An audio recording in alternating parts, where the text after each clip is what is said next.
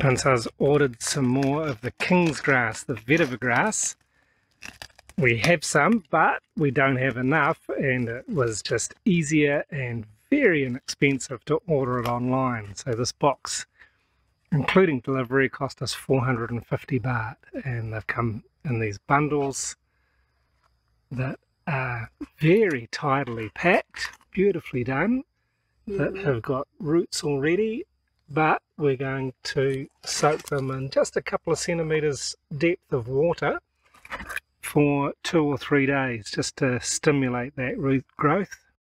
And we've got a bunch of different places around the garden that I really want to get more of this in the ground because it is so good for the soil and for water management.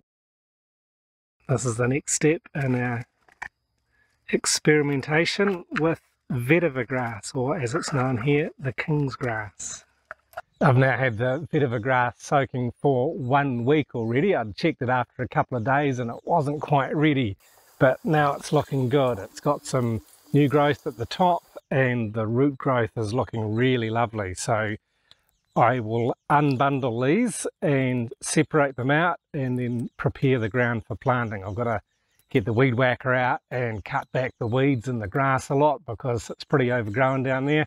And I think one of the problems I had with the last lot of the vetiver grass that I planted, it didn't take because it was just overgrown by weeds, unfortunately. But it's a pretty wet area down there. I think it should do okay. This grass doesn't mind being planted in a wet zone. And so we'll just separate them into these little pieces from each bundle.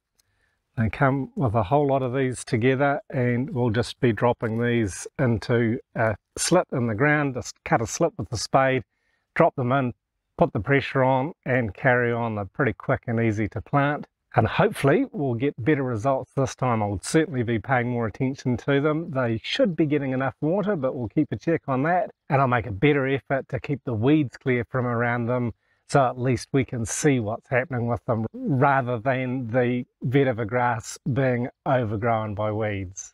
Here is the drain that I'll be planting the grass alongside. I'm going to spend some time now cutting it, clearing it, and making way for the grass to be able to grow on both sides of the drain. And if I've got enough of the grass, I'll plant some more along here. I had planted some along there last year. You can see a little bit of it there. There's still some growing, but not much of it took. This piece is looking quite good, but I'd planted it right along here and I think it was just too dry and I didn't get enough water on it, so it hasn't taken. And it was possible down here too that we had more problems with weeds.